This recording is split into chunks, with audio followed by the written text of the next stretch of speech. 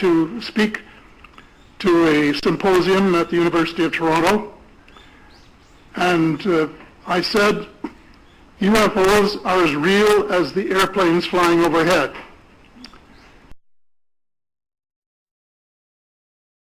On Earth at this present time, and at least two of them probably working with the United States government.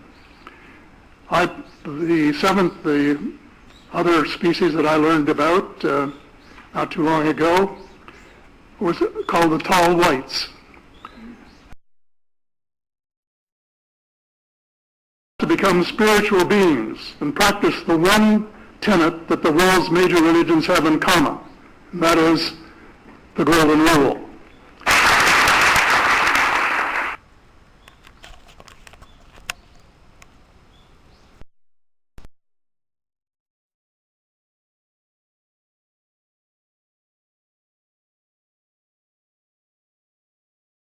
Savoir que ceux qui nous observent de loin sont inquiets. J'ai vu et entendu et écouté plusieurs des dirigeants d'autres planètes. Ils sont très inquiets parce qu'ils s'interrogent sur la voie que l'Union européenne va poursuivre. Et donc il faut rassurer et les Européens et ceux qui nous observent de plus loin.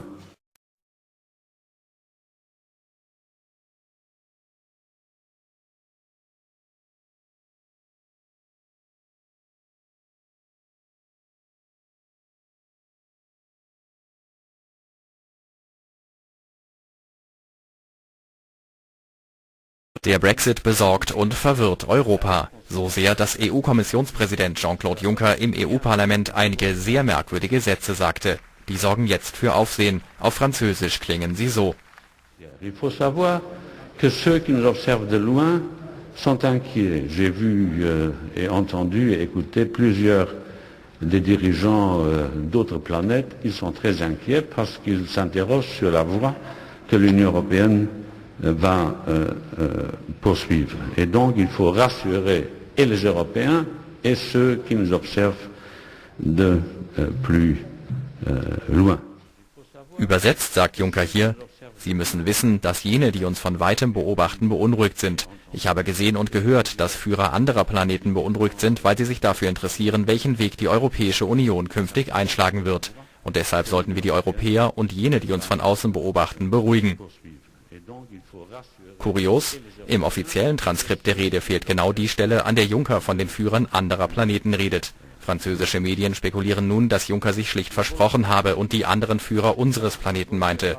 Denn dass der EU-Kommissionspräsident an Außerirdische glaubt und das auch noch offiziell sagt, diese Geschichte scheint selbst in Brexit-Zeiten doch unglaubwürdig.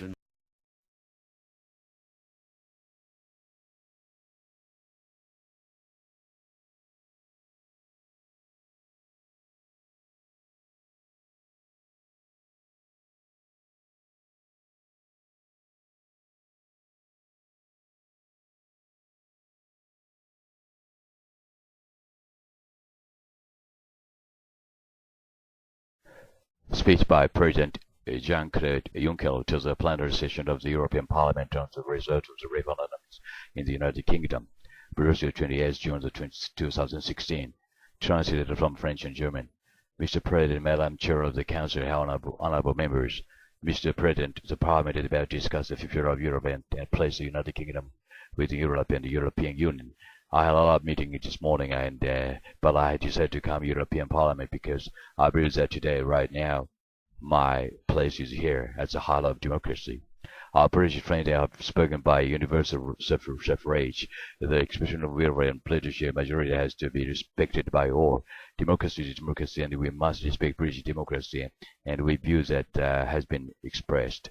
The choice of the British people must be respected. European expression there was and consequences there are. So I'm asking for clarification, not immediately, because the British system is more complicated than one might think. But as soon as possible, there was a vote. Now there is hesitation. Lord Head, my friend, my brother, has drawn to his conclusions. He is true Democrat. I would like to others to draw the conclusion of the expression of the British popular will. I will read and heard the parliament of the president of the parliamentary groups with a few expressions have responded with the emotion to the result of the British referendum. Indeed, Europe is more than just a matter of the head. Yes, we must remain rational. But when we are sad, we should be allowed to say so much. I'm saddened by British vote and I make no secret of it.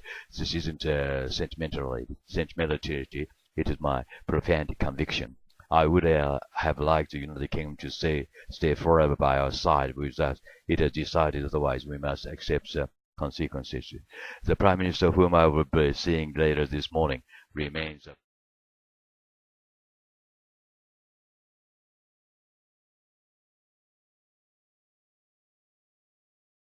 Savoir que ceux qui nous observent de loin sont inquiets. J'ai vu et entendu et écouté plusieurs des dirigeants d'autres planètes qui sont très inquiets parce qu'ils s'interrogent sur la voie que l'Union européenne va poursuivre. Et donc il faut rassurer et les Européens et ceux qui nous observent de plus loin.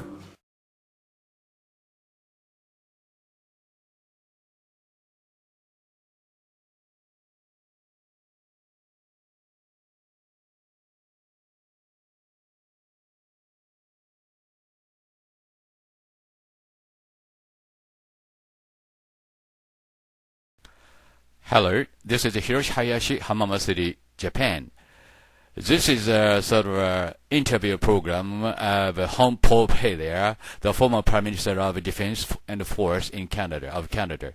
And he said, alien life forms present among us. This is the story about it with my translation. Thank you very much. It's great to have you with us on our show. Why do you say that UFOs are as real as the airplanes flying over our heads? Well, because I know that they are. They've been, as a matter of fact, they've been visiting our planet for thousands of years. And one of the cases that would interest you most, if you give me 2 or 3 minutes to answer, is during the Cold War, 1961, there were about 50 UFOs in formation flying south from Russia to across Europe, and the Supreme Allied Commander was very concerned and about ready to press the panic button when they turned around and went back over the North Pole. They decided to do an investigation, and they investigated for 3 years, and they decided that with absolute certainty that 4 different species at least, had been visiting this planet for thousands of years.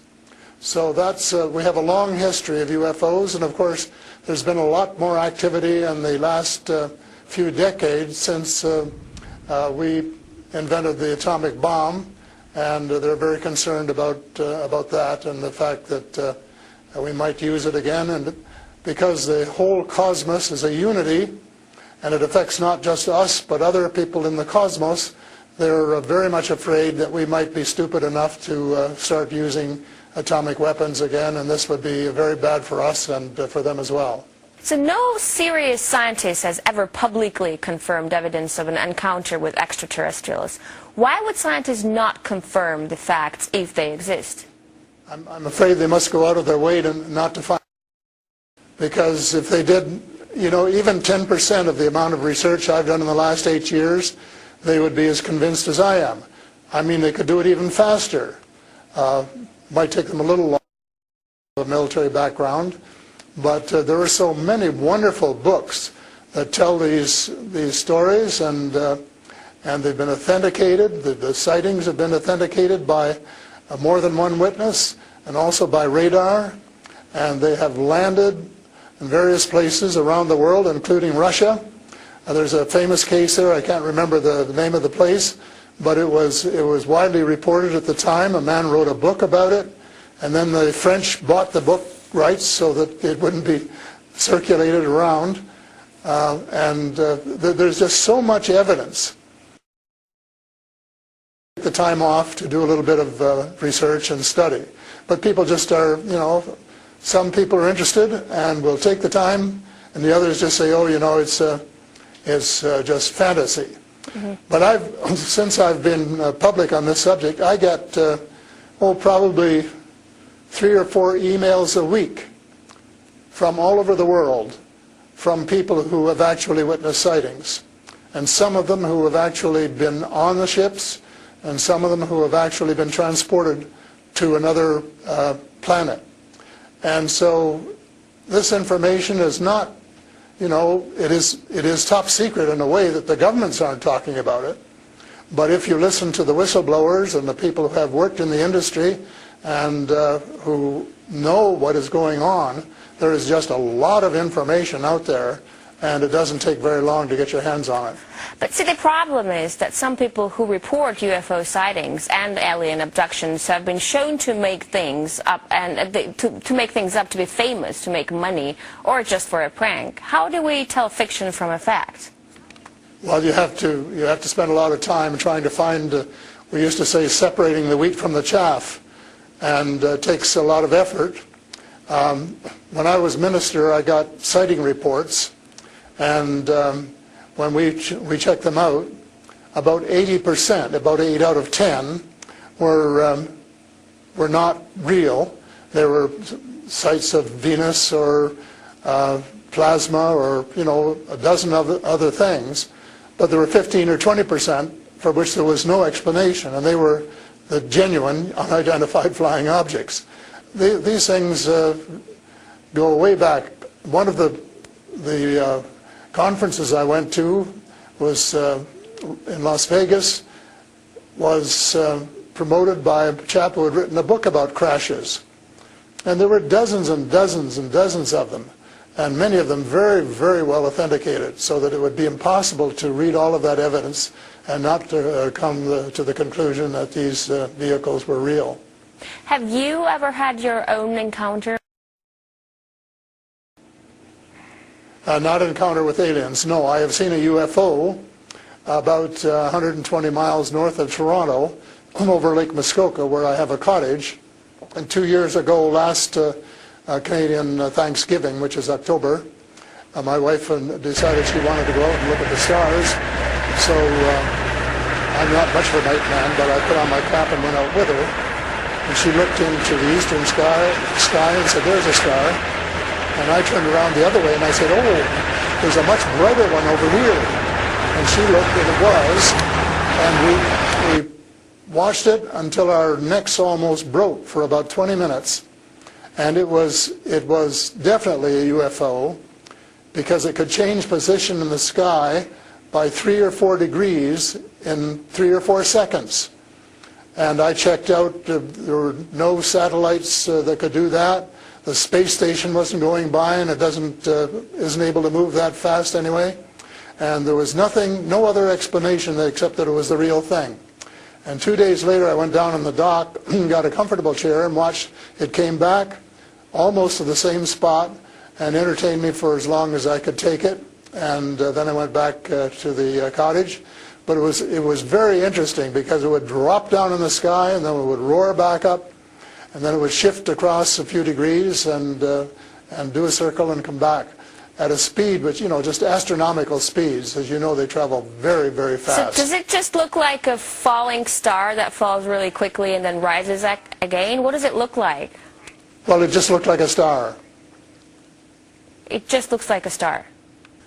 Right. And I don't know if you're a person who has ever read the Bible or not, but I think the Star of Bethlehem is God's flying saucers. Mm-hmm. But you also tell me that people write you emails, 3 to 5 emails a week, and they've actually been abducted, or they have encounters with the aliens. Do they actually tell you what these aliens look like? I mean, you know, everyone's interested. How would I know if I see an alien and if he abducts me? Well, the first question you have to ask is, how many species are there? And I used to think there were, you know, between 2 and 12. And Apollo astronaut Edgar Mitchell, who came to Toronto a few years ago and had dinner with us, agreed that it was somewhere between 2 and 12. But the latest reports that I've been getting from various sources are that there are about 80 different species.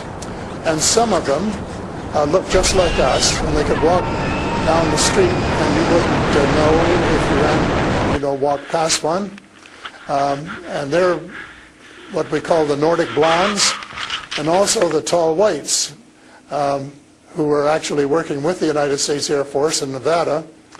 They're able to get away with that. They had a couple of their ladies dressed as nuns went into Las Vegas to shop, and they weren't detected. And I have a friend who saw one of the men walking along the street, and somebody who would recognize that they were different, and he did. So there are those kind, and then there are the short grays, as they're called, and they're the ones that you see in most of the cartoons. Have very, very slim arms and legs, and they're very short, just a little over 5 feet, and they have a great big torso and a great big head and great big brown eyes. But they're different species, so you have to know that they're different species, and it's and know that they're all different. Mm-hmm. So if you saw the short gray, you'd certainly know that there was something up that you'd never seen before. But if you saw one of the Nordic blondes, well, you'd probably say, "Oh, I wonder if she's from Denmark or somewhere."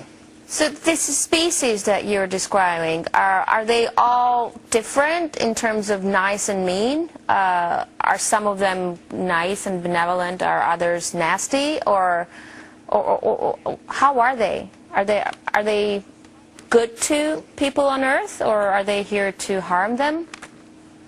Well, it's a difficult question to answer because they have different agendas. And maybe all of us on Earth should have the same agenda, but you couldn't say maybe that Russia and China and the United States all had the same agenda at every turn, because they don't. And I would say that nearly all are benign, they're benevolent, they want to help us. There may be one or two species which do not. And that's one of the things I'm investigating at the moment, is to see who they are and what they're up to and what their agendas really are. All right, we're talking to Paul Hellyer, former Canadian Minister of Defense, who says extraterrestrial life forms exist and are present on Earth. We'll talk more about what they are and why they're here after a short break. Stay with us. And we're back with Paul Hellyer, former Canadian Minister of Defense, to talk about extraterrestrial life forms. Great to have you back. So these extraterrestrial creatures, where did they come from and how did they get here to Earth? They come from various places. For a long while, I only knew about ones who came from different star systems. The Pleiades and Reta Reticula and several other star systems, but in the last few months I have met people who have made me aware of that there are some in our star system, and that there are actually extraterrestrials who live on a planet called Andromeda, which is one of the moons of Saturn, and that there are others on Venus and some on Mars, and that they may be interacting between themselves. I suspect that they are, because there is what of these people, and they have rules. For example, one of the rules is that they don't interfere in our affairs unless they're invited to. And that's one of the reasons probably that we haven't seen more of them until very recently. And so but what do you mean? There are a lot of people who want to interact with them. There are a lot of people who actually want to see them and know who they are. What, they need a special invitation to interact with us? What does it mean? They don't want to interfere into our affairs. They want to tell us how to run our affairs. They have accepted the fact this is our planet and that we have the right to run it, but they're very, very concerned. They don't think we're good stewards of our planet. We're not. We're clear-cutting our forests, and we're polluting our rivers and our lakes, and we're dumping sewage in the oceans, and we're doing all sorts of things which are not what good stewards of their homes should be doing, and they don't like that, and they've made it very clear. And as a matter of fact, they have given us a warning. How? And this has come from more than one source. How have they made it clear? What have they done? They have talked to people. One of the chaps I talked to about a month ago was interacting with them in 1974, he and his brother in Peru, and they were taken to Andromeda, teleported, and they were told what the people there think, and that we're really wrecking our planet, and in fact that something dreadful is going to happen to it if we don't smarten up and change our ways.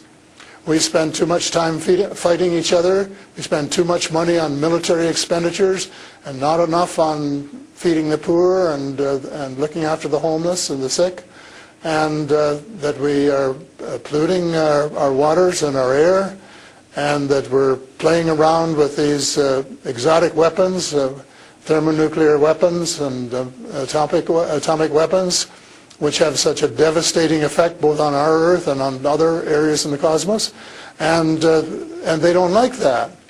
And that's the reason they would like to work with us to teach us better ways, but only, I think, with our consent. And they work through individuals, and they try and pick out individuals who won't be frightened to death of them, because they can give you quite a fright. One of the cases I'm familiar with was the tall whites in Nevada, where the United States Airmen working with them, were just frightened to death of them. And one, Charles Hall, rescued the daughter of one of the high-up people in the tall whites, and as a result became very good friends with the mother. And as soon as they could trust each other, they had a wonderful relationship. And he wrote a book about it. It's called Millennial Hospitality. Millennial Hospitality. And it tells you how you go through these stages of being scared out of your wits. But then when you establish a trust and a working relationship, why you can have the same relationship, same kind of relationship that you would have with someone here on Earth. But here's what I'm thinking. If you're outing their presence, which is clearly not what they want since they're hiding, why aren't they so afraid of, why aren't you afraid of repercussions? Because you're obviously stating that they're here among us, and you're telling me all the species that exist. That they are here among us, and I'm not afraid because in most cases, as far as technology is concerned, they're light years ahead of us, and we have learned a lot of things from them. A lot of the things that we use today, we got from them, lead lights and microchips and Kevlar vests and all sorts of things that we got from their technology, and we could get a lot more too, especially in the fields of medicine and agriculture, if we would go about it peacefully. But I think maybe some of our people are more interested in getting their military technology, and I think that's wrong. I think that's wrong-headed, and that's one of the things that we're going to have to change, because we're going to have to work together. Talking about all of us, everywhere on the planet. You mentioned military technology and swapping technologies and barters between aliens and people in American government. I want to ask you, as a former Minister of Defense of Canada, is interstellar war a possibility? Should we be creating a Star Wars force to defend ourselves from possible invasion or something like that? Well, I think it's a possibility, but it's a possibility especially if we shoot down every UFO that comes in our airspace without asking who they are or what they want. And right from the beginning, we started scrambling planes and trying to shoot them down, but their technology was superior enough that we weren't able to get away with it. Certainly not for a long while. And during that period of time, they could have taken us over without any trouble if they'd wanted to. So I think we have to, rather than develop our own Star Wars, Earth Star Wars, to protect ourselves against them, that we should work with the benign species, who are the vast majority, and work together and rely largely on them, of course, and cooperate so that we would be contributing something at the same time. But I don't think there's any point in us developing a galactic force that would tempt us to go out on our own and get into mischief, which is one of the things I think some of them are concerned about. But what do you expect to happen if people start to believe in alien existence? Because things are definitely going to change. Our lives aren't going to be the same anymore. Well, I hope that's the case. I hope that's the case, and I'm all for full disclosure, and I'm going to push very hard for full disclosure in the book I'm writing, and to give some reasons for it, things that we really have to know and have a right to know, and that our future as a species, and here I mean, all of the species in the world, are potentially at risk if we don't figure out what's going on and work together to try and make life more amenable for all of us. But and to work with our neighbors from other planets as well. But still, I'm thinking to myself, if they've been here for such a long time, as you say, and they're interested in helping humanity, as you say, why is our world such a mess? I mean, if you want to help someone, you just help someone. You don't wait for someone to invite you to help that someone, no? Well, it's something that I think parents can sometimes say to their children, this is what you should do. But that doesn't mean the children are going to do it, does it? Because the cosmos is based on free choice. And we're given the option of making mistakes, of making wrong choices. And I guess what bothers some of us is we've made too many wrong choices and not enough right choices. So we're going to have to start switching our priorities and stop spending so much time and effort and weapons to kill each other or to dominate each other, and spending a lot more time on how to help each other to have a better society and life which is healthier, and where the health care is better, and where the food distribution is better, and where the air is cleaner and the water is cleaner, and all of those things that are waiting to be done if we just get together and row, as we say, rowboat, row in the right direction, the same direction. And it's possible, but it's a tall order, and so far we haven't done it. My thesis will be that we have to do it, and we have to start doing it right away. Thank you so much for this interesting interview and insight on extraterrestrial life. That was Paul Hellyer, former Canadian Minister of Defense. He says aliens exist and live among us on Earth. That's all the time we have for today. I will see you in the next edition of Sylvinka.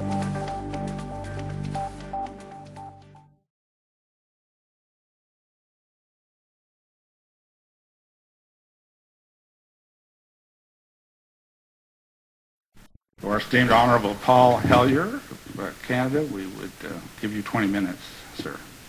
Thank you very much, Mr. Chair, and thank you for giving me this opportunity to speak. And thank you, Steve, for the invitation. My name, as I said, was Paul Hellyer. I'm a former Minister of National Defence for Canada. I served in 3 governments during a total of 23 and a half years as a Member of Parliament. Although as Minister of National Defense, I had sighting reports of UFOs. I was too busy to be concerned about them at the time because I was trying to unify the Army, Navy, and Air Force into a single Canadian Defense Force. And that itself was a kind of battle to the finish. So this was the United States Air Force General. I accept the invitation of Victor Vigiani, who's over here somewhere, and his cohort Mike Bird, to speak to a symposium at the University of Toronto. And I said, UFOs are as real as the airplanes flying overhead. That gave me the dubious distinction of being the first person of cabinet rank in the G8. The document was prepared, which concluded that at least 4 species had been visiting Earth for thousands of years. And this is my own view at this stage as well. So, this morning, finally say that there are live ETs on Earth at this present time, and at least 2 of them probably working with the United States government. The other species that I learned about not too long ago was called the tall whites. And this is when Paula Harris broke the story just a few years ago. And through her good offices, I had the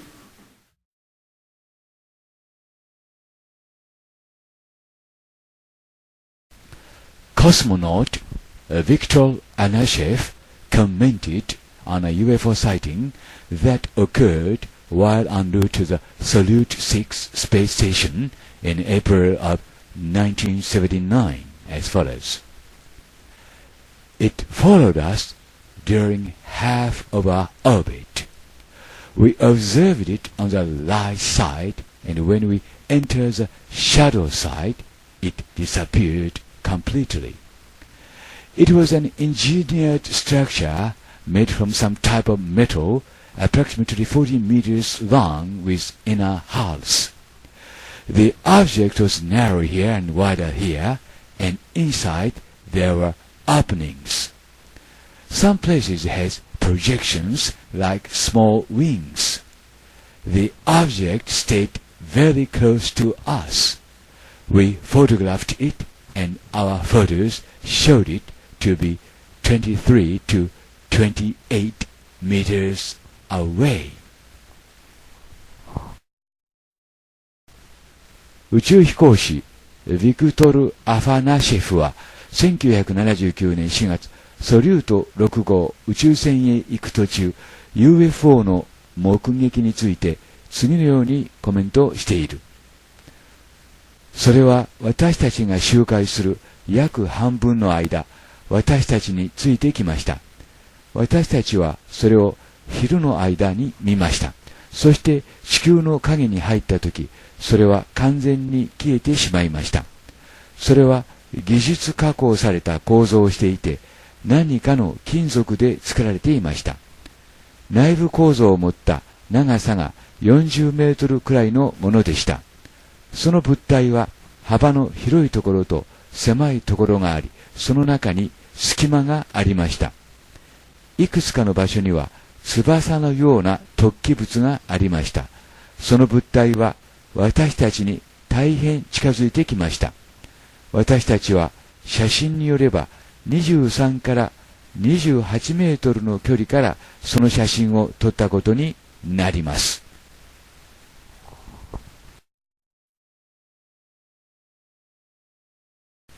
宇宙飛行士のニール・アームストロングは1999年10月、次のように表現しています。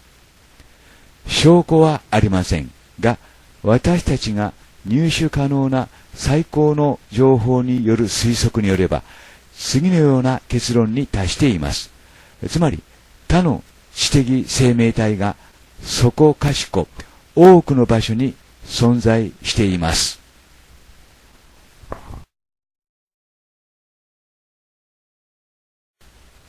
同じく宇宙飛行士のスコット・カーペンターは次のように証言しています。宇宙飛行士が宇宙で一人でいたことは一度もありません。常に UFO による連続的な監視がありました。カーペンターは1962年5月24日、周回中に UFO の写真を撮影している。NASA は未だにその写真を公表していない。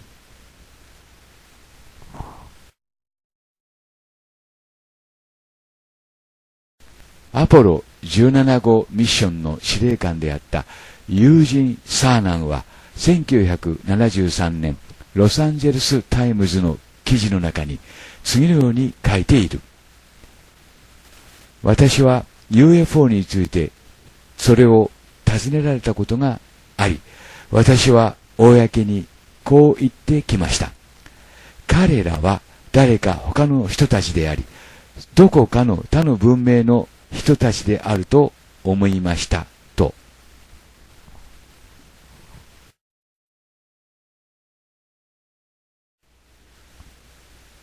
Evidence Aliena, a website in France, writes about the Apollo 13 mission as follows.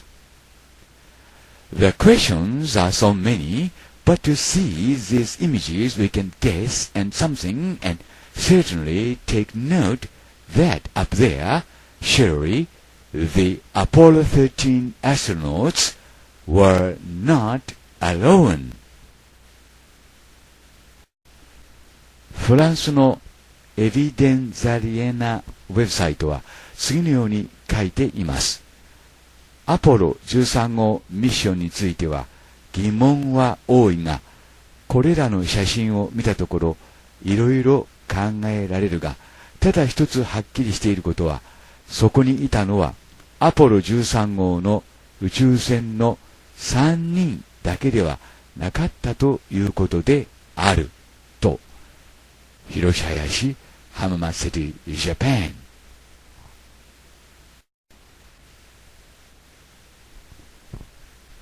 エビデンザリエナウェブサイトは次のように書いています。アポロ13号計画はアポロ11号、12号に続いて第3回目の月面着陸を目的としたアポロ計画であった。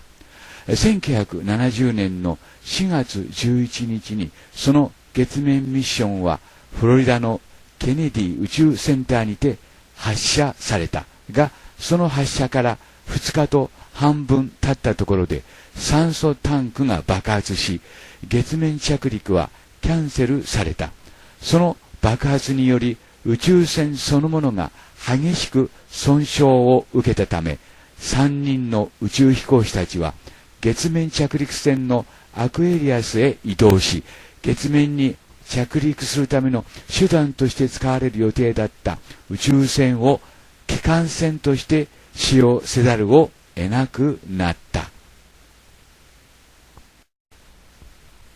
船内の熱がなくなる、飲み水が不足する、二酸化炭素除去装置の修理をしなければならないなどのかなりの困難にもかかわらず、宇宙飛行士たちは4月1日地球に帰還した。 YouTube の利用者が NASA の記録写真の中から興味深い写真を見つけた。それにはアポロ13号の近くを飛んでいる未確認飛行物体が示されていた。ここにその写真の出どころを明記しておくが、その物体を見るためには明度を上げ画像を明るくする必要がある。以下が NASA の公式画像である。画像8528ストリートキャップ1による撮影写真。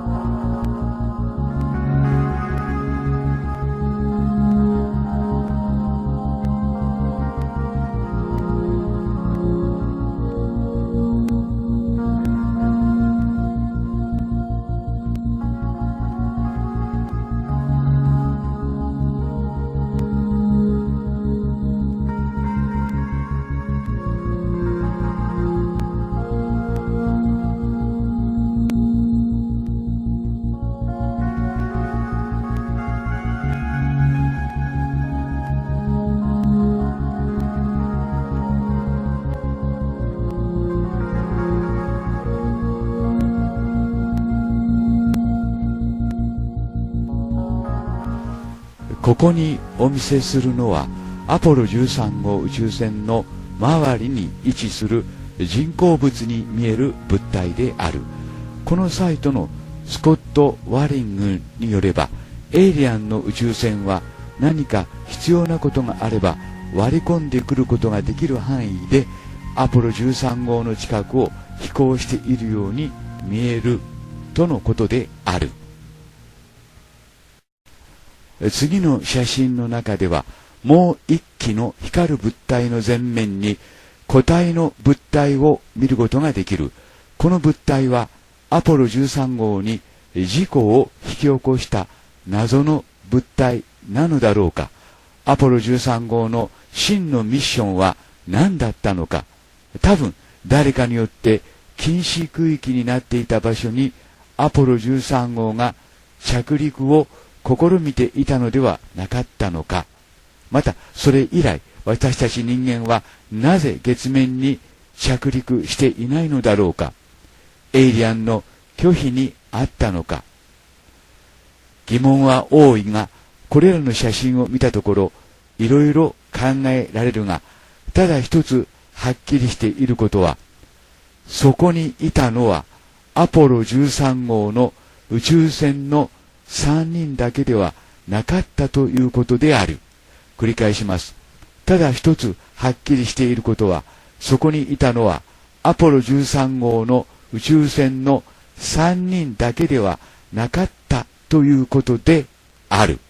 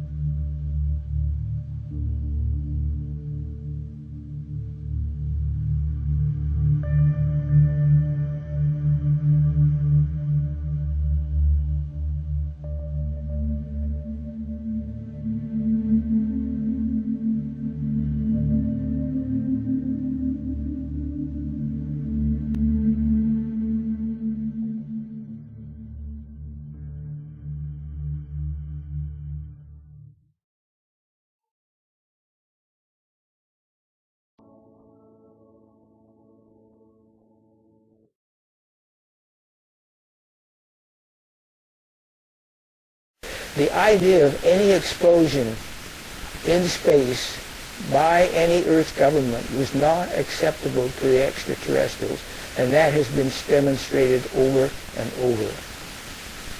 And what's the consequence? How is that different? Right into them. We mentioned an incident which I later confirmed. A spacecraft went to the rescue of Apollo 13, and they accompanied Apollo 13 on their voyage around the moon and back to Earth. And on 2 occasions they thought they might have to transfer the crew to their spacecraft, but they saw them safely back to the Earth. People were interested in the extraterrestrial technology, very much so.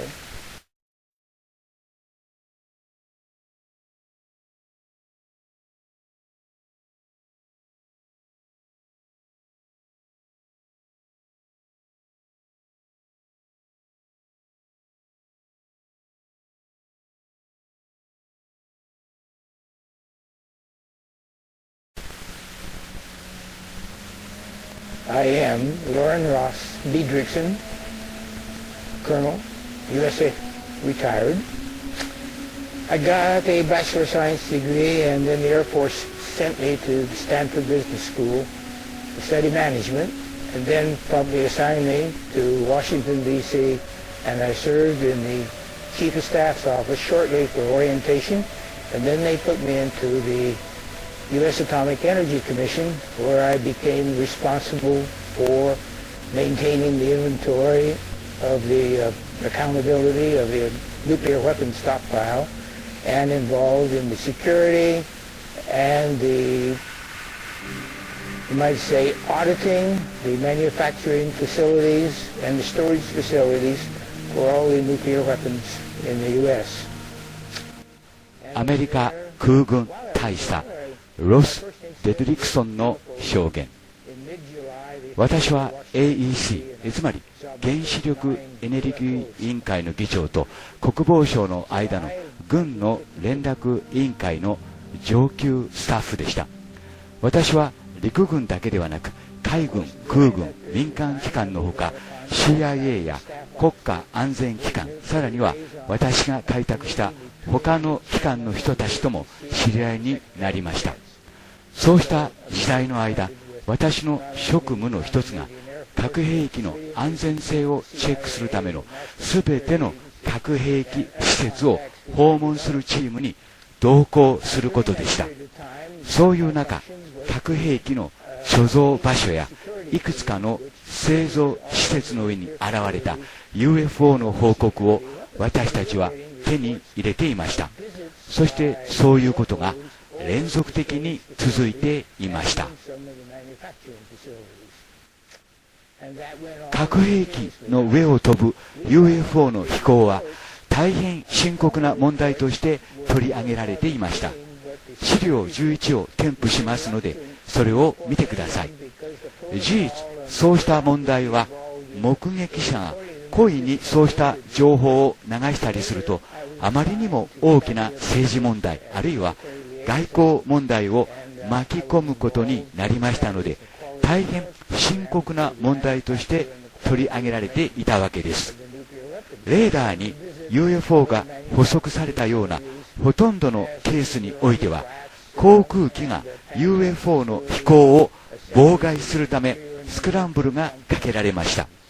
それは私たちの政府からの攻撃的な反応ということになります。よく知られた事件としては1952年の7月の事件があります。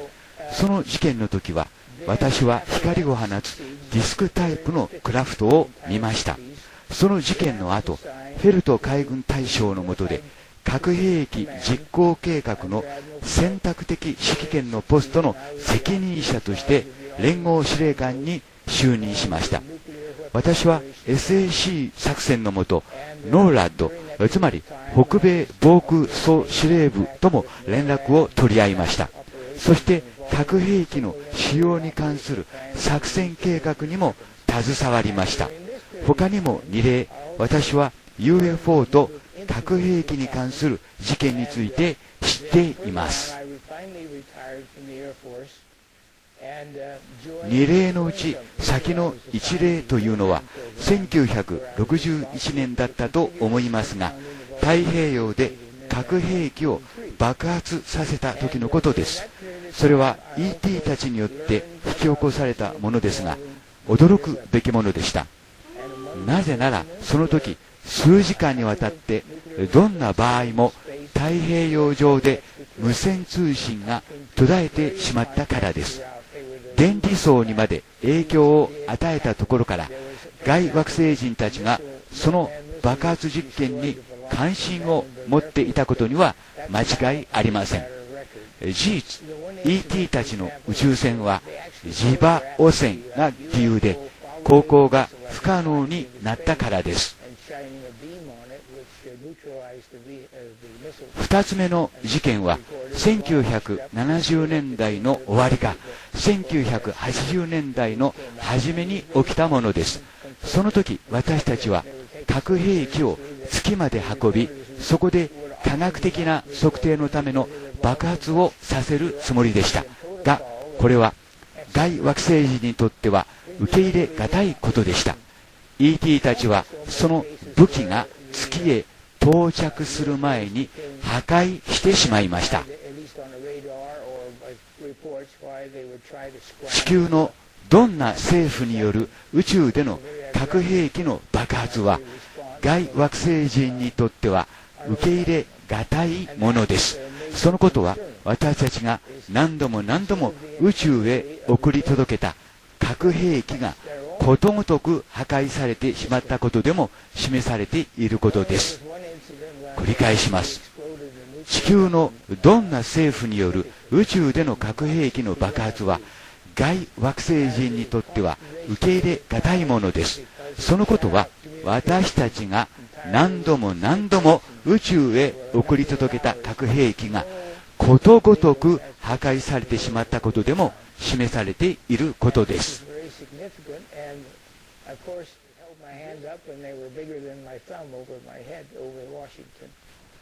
アポロ13号は無事地球に帰還しましたが、その背後には外惑星人たちの協力があったからです。繰り返します。アポロ13号は無事地球に帰還しましたが、その背後には外惑星人たちの協力があったからです。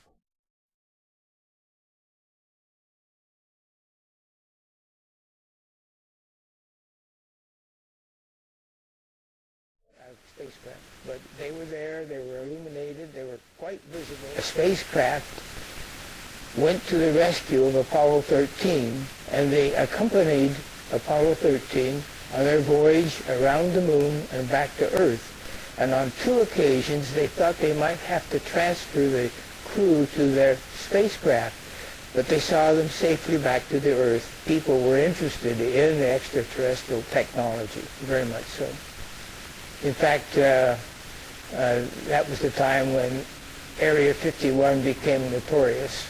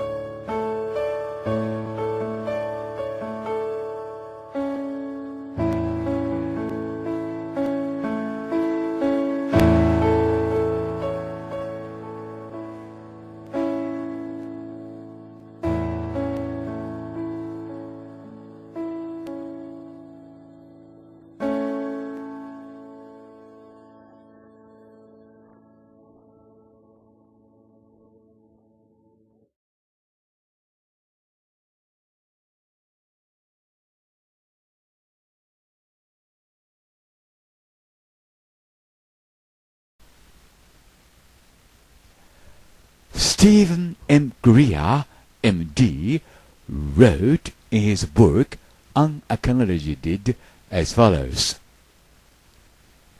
As I stated, the ETs have made it very clear that the entry ticket for human civilization to become interplanetary is first and foremost to be civilized, to live together peacefully, to renounce weapons of mass destruction, and to go out into space, free up weapon systems with a consciousness of universal peace.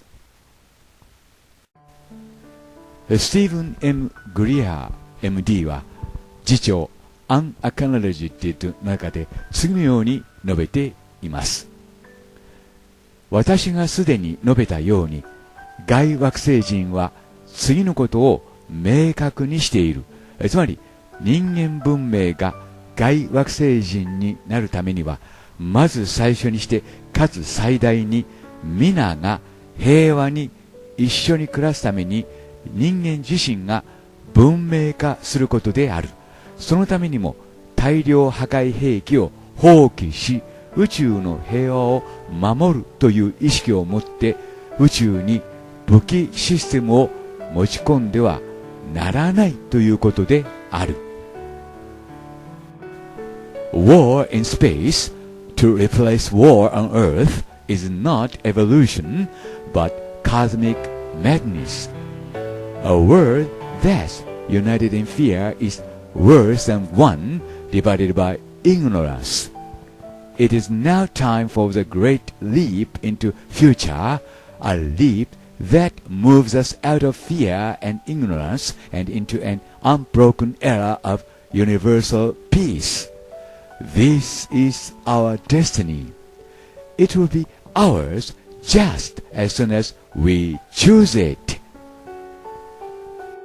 地球での戦争を置き換えるための宇宙での戦争を進歩あるいは進化と考えてはいけない。狂気の沙汰である。このような恐れに結びついた世界は無知でバラバラになっている個人よりたちが悪い。私たち人類は未来に向かって大きく飛躍する時である。つまり恐れと無知から抜け出て宇宙平和という未体験の時代に突入する。それが私たちが目指すべき運命である。そしてそれは私たちがそれを選択するや否や今すぐ私たちのものとなる。